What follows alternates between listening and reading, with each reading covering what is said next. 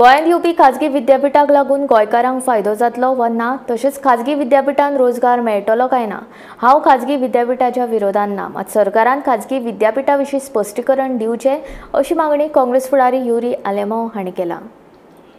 And they were assured की jobs गोंयकारांक खास करून कुंकळकारांक मेळटले.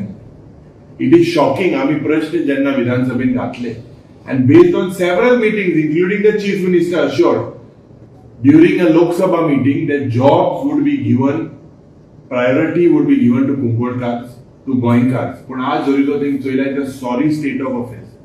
All these jobs are given to people of Sharman Verma like. भायले मनीस थिंगा येवन major jobs in spite of Goa's land, Kunkolkars land being sacrificed. And in return, what do Goans get? What do Goans get? What have they got? A classic example, and म्हाका दिसता TV World Peace University मोयता पुणेची 2 lakh square metre कोमदादीची land. This is nothing but to bring unwanted projects. आमी जेन्ना पहिले मुख्यमंत्री प्रमोद सावंतान हे bill हाडिल्ले about private universities and the fees were reduced from 10 crores to few crores.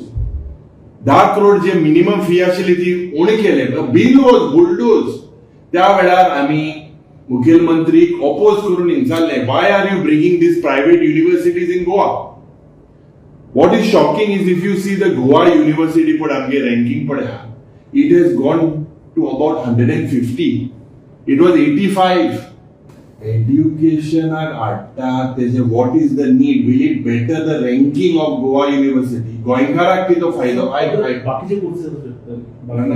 Let the government come clean. Why was the need of 10 crores to drop to 2 crores? Minimum requirement for a private university is 10 crore only. Why was it dropped to 2 crores? Why to give benefit to these guys?